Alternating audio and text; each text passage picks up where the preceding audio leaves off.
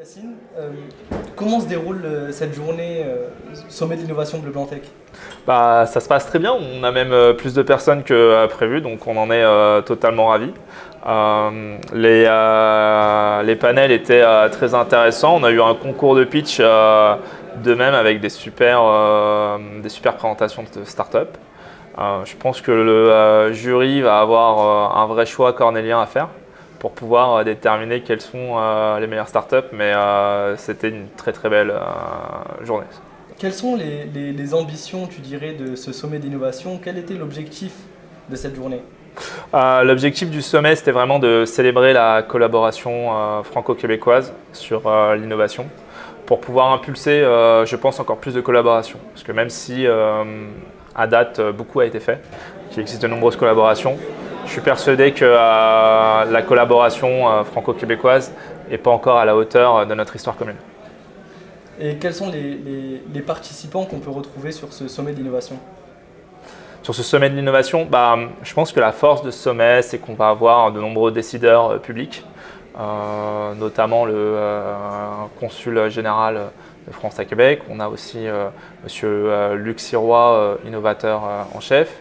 On a eu une vidéo du ministre délégué en charge de l'industrie. Madame Sophie Lagoutte est aussi une intervenante de ce sommet. On a le président directeur général de Montréal International qui est intervenu. Mais on a aussi de nombreux décideurs publics qui sont intervenus. Ce qui en fait aussi la richesse, c'est-à-dire qu'on a énormément de grands groupes, mais on a aussi des startups. Et ce maillage grand groupe startup est un des objectifs principaux de la French Tech, puisque l'objectif c'est de pouvoir, à travers des événements comme ça, resserrer les relations entre les grands groupes et startups. Le concours de pitch a aussi pour avantage d'amener de nombreux investisseurs, fonds d'investissement de capital risque, qui est aussi un des objectifs de la French Tech, qui est de pouvoir aider les startups à rencontrer, à nouer des liens et pourquoi pas idéalement à se faire financer par ces fonds de capital risque. On espère que suite au concours de pitch, certains fonds de capital risque décideront de se rapprocher de certains candidats. Ça serait, je pense, à mon sens, une très belle histoire, probablement peut-être la meilleure histoire qu'on aurait à raconter sur une réussite du sommet. Une start-up qui se serait fait financer suite au concours de pitch. Mais je ne doute pas que c'est peut-être une issue probable de ce sommet. En quelques mots, si tu devais résumer la communauté franco-québécoise de la French Tech, comment est-ce que tu la décrirais? La communauté franco-québécoise de la French Tech, je dirais qu'elle est large et multiple. Et c'est à l'image aussi des différentes grappes sectorielles qu'on observe au Québec. Donc, au Québec, on a de nombreuses, en tout cas, start-up et grandes entreprises aussi sur tout ce qu'on appelle les innovations de rupture, quantique, intelligence artificielle. On a aussi une vraie grappe sectorielle sur la cybersécurité, sur tout ce qui va être clean tech, le health tech.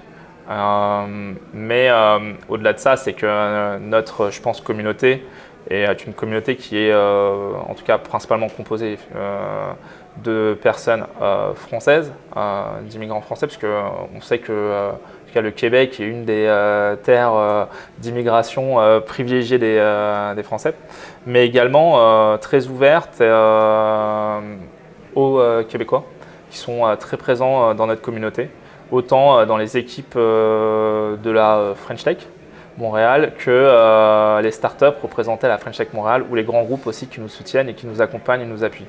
Et je pense que ça démontre bien en tout cas à quel point l'immigration française est bien intégrée au Québec et que les relations franco-québécoises fonctionnent bien.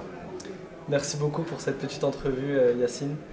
On espère que ce sommet se passe pour le mieux et que ça continue pour toi pour la suite. Le sommet continuera puisqu'on sera aussi présent au C2 du 24 au 26 mai, qui est le Davos de la créativité et de l'innovation au Québec et à Montréal. Et à ce sommet, en tout cas, on est particulièrement fiers cette année de pouvoir inviter gratuitement 60 startups à représenter la French Tech et des startups montréalaises, de Shawinigan des startups aussi de Nantes, de Paris, du nord de la France et également même des États-Unis, de Los Angeles. Voilà. Ce qui montre la diversité de notre écosystème French Tech. Merci beaucoup. Avec plaisir.